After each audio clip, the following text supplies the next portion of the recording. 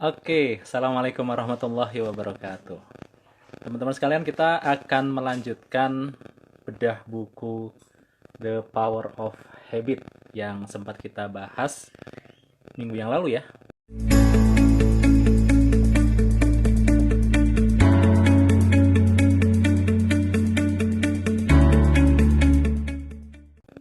Di live yang lalu, kita sudah membahas bahwa yang namanya kebiasaan didefinisikan oleh Charles Duhigg, penulis dari buku ini, sebagai sebuah siklus antara pemicu, jadi isyarat, ada isyarat yang memicu, kemudian rutinitas, perilakunya, dan imbalan. Jadi setiap kebiasaan pasti terbentuk dari tiga elemen ini. Ada pemicunya, ada rutinitasnya, dan ada imbalannya. Nah, itu pelajaran pertama yang kita dapatkan dari buku The Power of Habit. Lalu pelajaran yang kedua apa yang bisa kita ambil dari buku ini? Pelajaran yang kedua adalah otak membentuk kebiasaan dalam rangka menghemat energi, dalam rangka survival.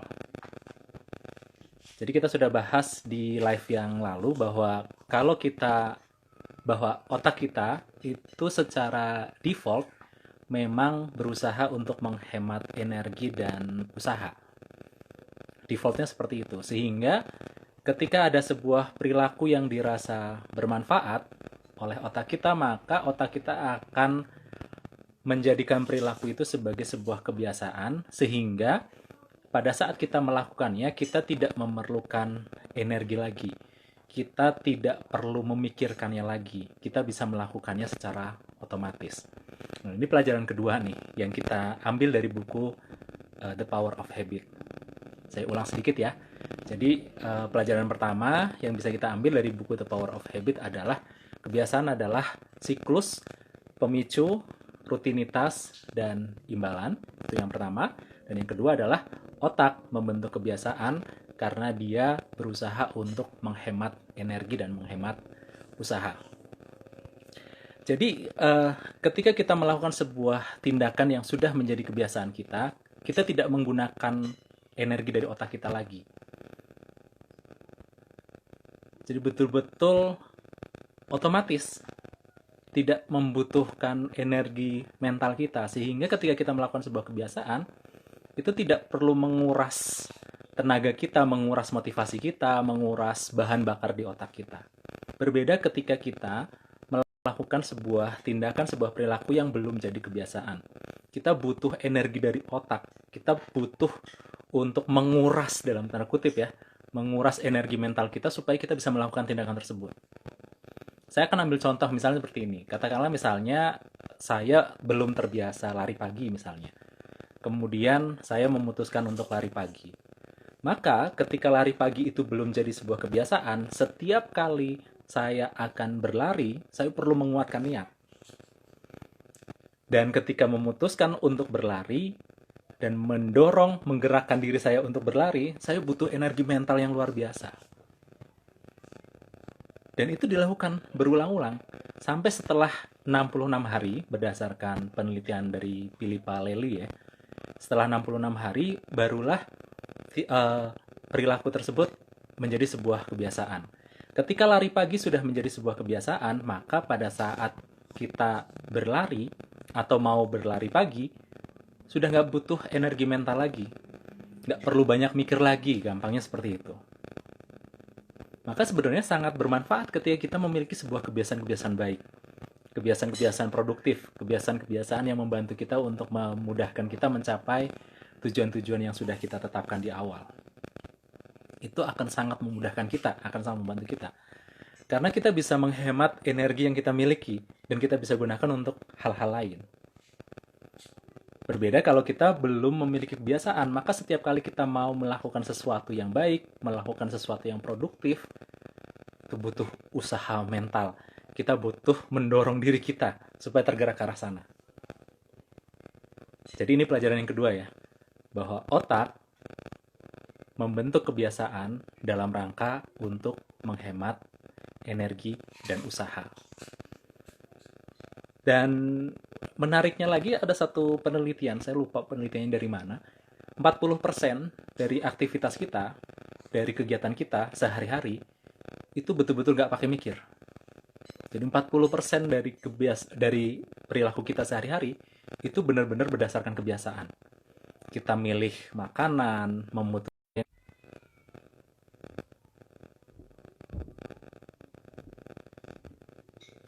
Oke, mohon maaf, ada sedikit kesalahan teknis. Bila kita sama itu dengan hal-hal baik, dengan hal-hal yang produktif, maka kita bisa lihat bakal seperti apa kehidupan kita nanti. Perubahannya akan sangat luar biasa.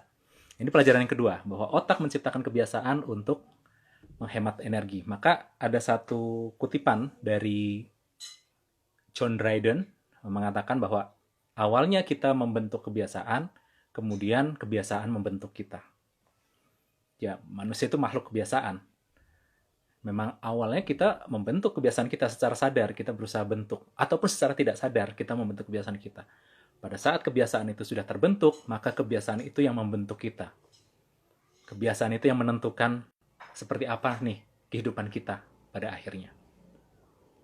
Nah, itu pelajaran kedua. Dan ketika kebiasaan itu sudah terbentuk di otak kita, maka untuk melepaskannya itu tidak mudah. Susah. Bahkan bisa dibilang tidak mungkin. Bisa dibilang seperti itu ya. Kita sudah bahas juga kita sudah bahas juga di minggu yang lalu kan. Ada satu penelitian menarik. Kalau di buku ini itu nama pasiennya itu Eugene Pauly. Jadi ada seseorang bernama Eugene Pauly itu, dia mengalami lupa ingatan. Bahkan dia tidak bisa mengingat nama anaknya itu siapa. Jadi dia nggak bisa mengingat tuh anaknya sendiri. Tetapi yang menarik, dia masih bisa mengingat kebiasaan-kebiasaannya. Kebiasaan jalan paginya, kemudian rute pulang menuju ke rumahnya, kemudian juga kebiasaan yang bersifat emosional ya, kebiasaan kesal, kebiasaan marah ketika adiknya itu pergi tanpa pamitan, tanpa basa-basi dulu. Dia marah, tanpa tahu alasannya apa. Karena itu sudah jadi pola di otaknya. Jadi pada saat sebuah kebiasaan itu pada saat sebuah perilaku menjadi sebuah kebiasaan, maka dia tidak bisa hilang dari otak kita. Dia akan terus menetap.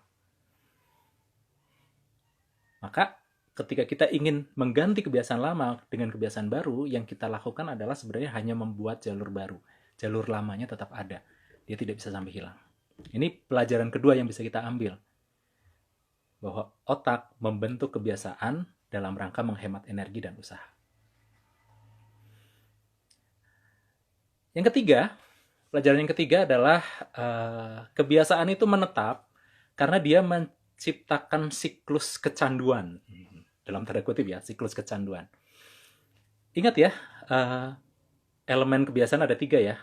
Yang pertama adalah isyarat yang memicu perilaku, kemudian perilakunya itu sendiri atau rutinitasnya, dan yang terakhir adalah imbalannya.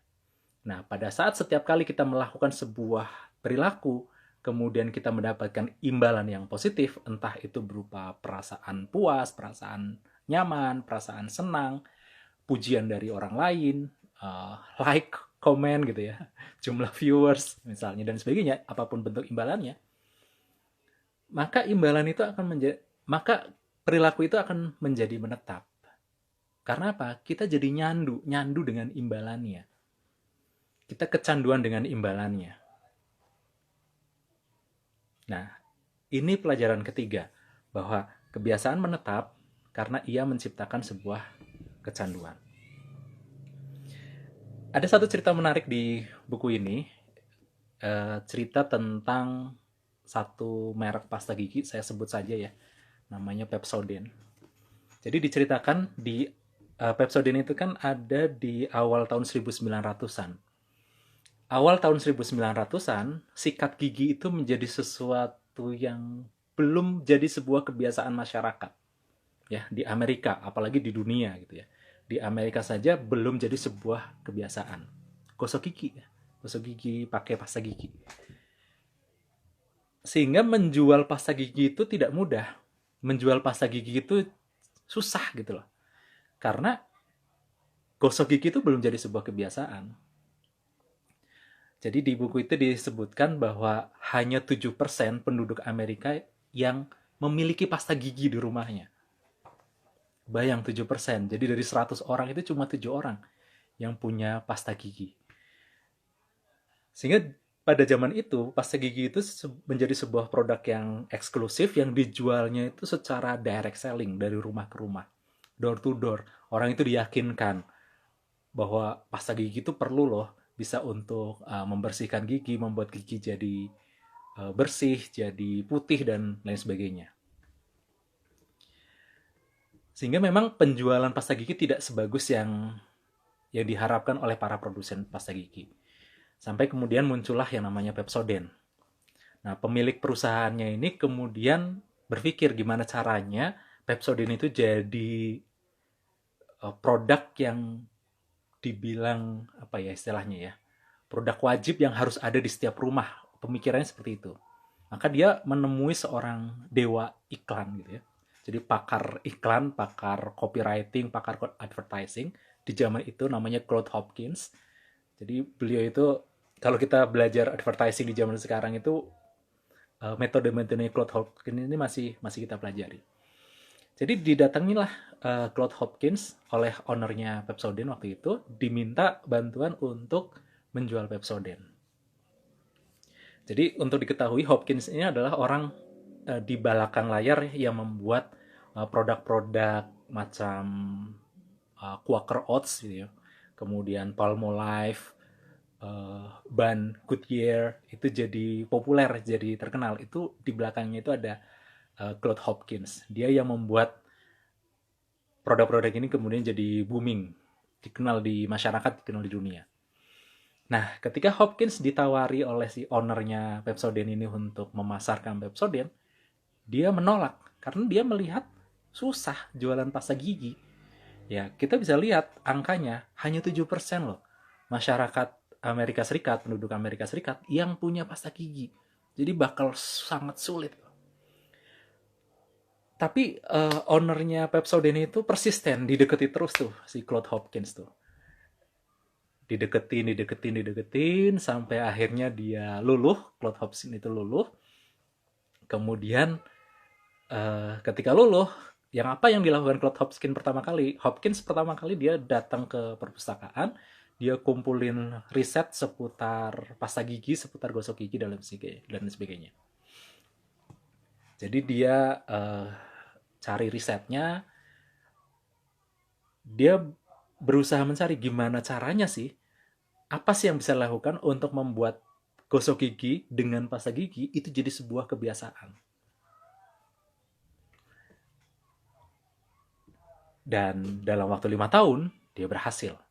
Pepsodent menjadi produk yang dikenal di Amerika Serikat, bahkan dikenal di dunia. Hanya dalam waktu 5 tahun. Apa yang dilakukan oleh Hopkins?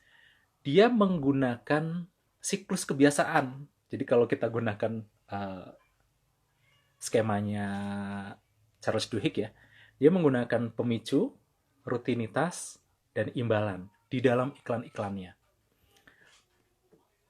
PR-nya adalah mencari pemicu. Apa yang bisa memicu orang untuk gosok gigi? Maka dia berpikir, dia buka-buka riset, dia buka-buka literatur. Apa yang membuat orang itu mau gosok gigi gitu ya? Akhirnya dia menemukan ada istilah film gigi. Jadi film itu semacam apa ya, lapisan di gigi yang kalau kita jilat seperti ini itu rasanya nggak enak gitu ya. Jadi semacam plak yang sangat tipis lah, itu film gigi itu. Teman-teman bayangan aja kalau belum gosok gigi gitu, bangun tidur belum gosok gigi itu kan rasanya nggak nyaman tuh di gigi. Nah, dia gunakan ini sebagai pemicu, film atau plak di giginya sebagai pemicu. Jadi plak ini kemudian istilahnya pakai istilah lapisan film, diistilahkan oleh Hopkins. Jadi dia tidak menggunakan istilah medis, dia tidak menggunakan istilah ilmiah, dia menggunakan istilah yang mudah dipahami oleh masyarakat waktu itu, lapisan film. Karena plak gigi waktu itu masih istilah asing di masyarakat saat itu. Jadi istilahnya digunakan adalah lapisan film. Itu pemicunya. Jadi masyarakat melalui iklan-iklannya Hopkins itu diminta untuk merasakan sensasi lapisan film di giginya, ketidaknyamanannya. Nah, kemudian diedukasi bahwa lapisan film itu membuat gigi kita jadi jelek, membuat mulut kita bau dan lain sebagainya gitu ya. Terus dikasih apa namanya, solusi, rutinitas, kebiasaan baru. Ketika kita sudah merasakan sensasi lapisan filmnya, kemudian dikasih rutinitas baru. Apa rutinitas barunya? Rutinitas barunya adalah gosok gigi. Gosok gigi dengan pasta gigi. Sebagai informasi, sebenarnya menggosok gigi dengan pasta gigi itu bukan satu-satunya cara untuk menghilangkan plak atau lapisan film. Lapisan film di gigi ini, istilahnya Hopkins ya, sebenarnya bisa hilang hanya dengan makan apel atau kita gosok tanpa pasta gigi dan sebagainya. Namun kan misinya Hopkins itu adalah membiasakan orang menggosok gigi menggunakan pasta gigi. Maka pemicu tadi, si triggers tadi, lapisan film yang dirasakan oleh masyarakat tadi, itu dihubungkan, dikaitkan dengan gosok gigi menggunakan pasta gigi. Lalu terakhir imbalannya apa nih?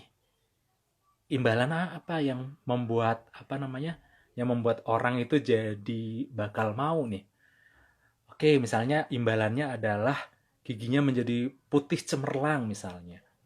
Oh, dengan setelah menggosok gigi itu gigi orang itu akan jadi lebih putih, lebih cemerlang. Nah, kan dibuatlah copywritingnya. Copywritingnya simple. Tempelkan ujung lidah Anda pada gigi, maka Anda akan merasakan lapisan film di gigi Anda. Lapisan itulah yang membuat gigi Anda menjadi kusam. Copywritingnya cuma gitu aja. Jutaan orang sudah menggunakan metode baru dalam membersihkan gigi. Kenapa ada wanita yang masih memiliki lapisan film di giginya? Pepsodent menghilangkan film. Jadi simple banget, hanya menghubungkan antara lapisan film di gigi sebagai sebuah pemicu dengan kebiasaan menggosok gigi menggunakan pasta gigi. Imbalannya apa? Imbalannya adalah gigi yang lebih putih, lebih cemerlang. Dan ini meledak. Ini menjadi sebuah kebiasaan baru. Dengan catatan begini, catatannya adalah yang terjadi pada kenyataannya, orang itu menggosok gigi bukan karena imbalan giginya lebih bersih, putih, cemerlang. Tetapi ketika setelah menggosok gigi, kita merasa lebih fresh. Itu yang jadi imbalan nyata. Jadi memang antara apa yang direncanakan Hopkins dengan apa yang terjadi pada kenyataannya memang berbeda. Tetapi karena pemicunya, rutinitasnya memberikan imbalan yang tidak terduga, itu tetap menjadi sebuah kebiasaan baru. Jadi itu sebuah kebiasaan baru. Ketika kita merasa mulut kita tidak nyaman, merasa ada nggak enak di bagian gigi kita, di mulut kita, maka kita akan ambil sikat gigi, berikan pasta gigi, kemudian kita menggosok gigi. Kemudian setelahnya kita menjadi fresh. Jadilah sebuah siklus kebiasaan baru. Lengkap, ada pemicunya, ada rutinitasnya, dan ada imbalannya. Sehingga apa akhirnya? Akhirnya itu jadi sebuah kebiasaan yang menetap pada diri kita, pada diri masyarakat. Nah, ini 3 pelajaran yang bisa kita ambil dari buku The Power of Habit.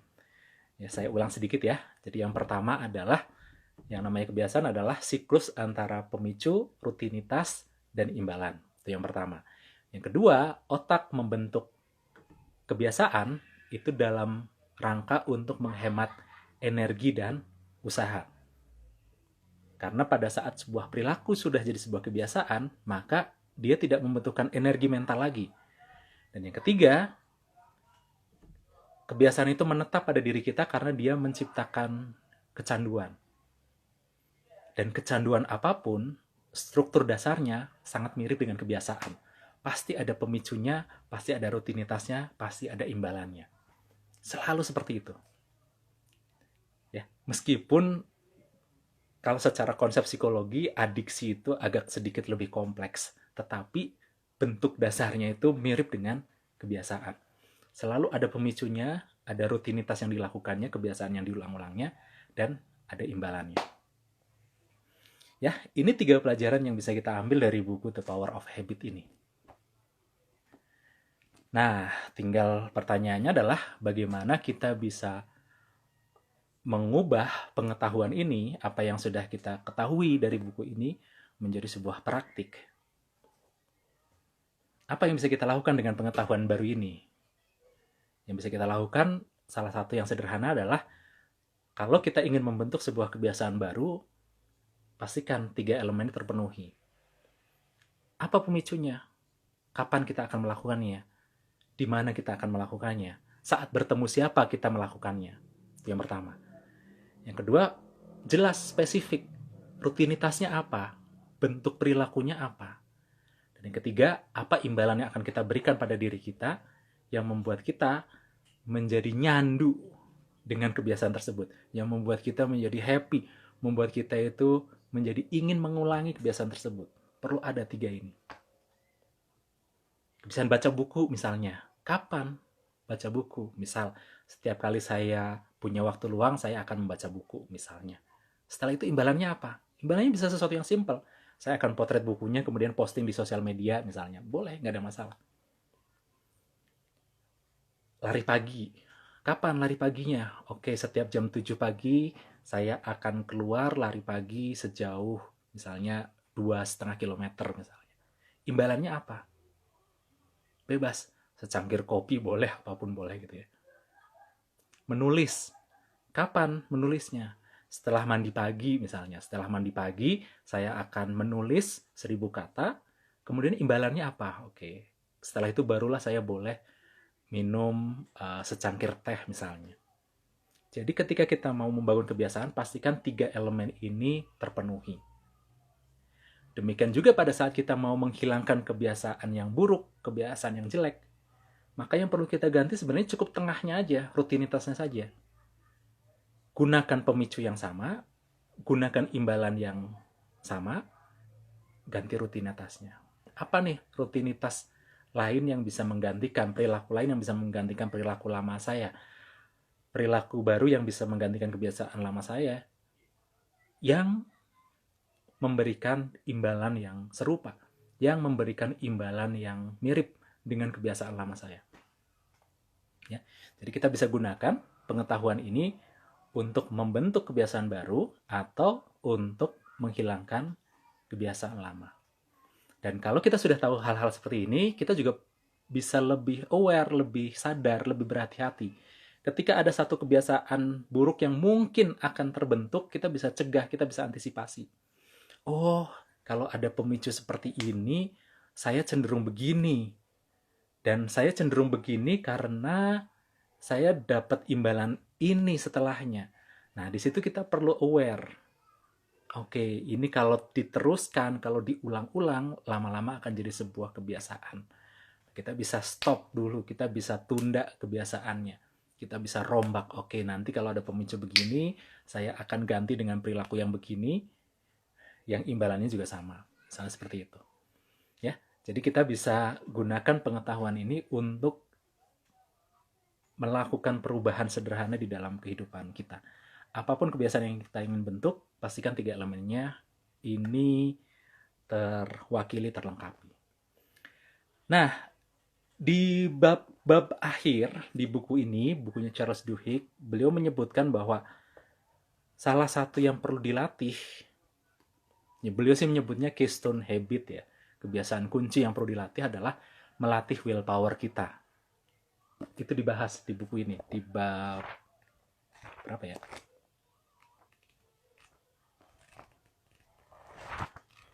Lupa babnya. Mari kita lihat ya. Saya lihat daftar isi saja.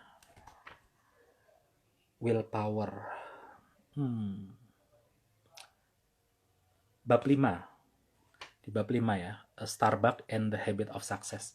Di bab 5, ini membahas tentang willpower. Pentingnya kita melatih willpower. Nah, untuk itu di minggu depan kita akan lanjut. Tidak akan bahas buku ini lagi ya. Kalau tertarik dengan buku ini ya silahkan cari bukunya kemudian baca lagi. Kita akan lanjut membedah buku ini nih. Willpower. Bukunya Roy Baumeister tentang willpower. Ini tagline-nya menarik. Rediscovering the greatest human strength. Jadi menemukan kembali kekuatan terbesar manusia, yaitu willpower. Willpower ini adalah kemampuan kita untuk menunda respon, kemampuan kita untuk menahan diri terhadap godaan, kemampuan kita untuk mendahulukan akal daripada nafsu, itu namanya willpower kalau dalam psikologi. Istilah-istilah lainnya banyak. Nah, kita akan bahas ini insya Allah di Rabu depan. Nah, mudah-mudahan bermanfaat. Sampai ketemu di bedah buku selanjutnya di Rabu depan. Saya tutup ya. Assalamualaikum warahmatullahi wabarakatuh.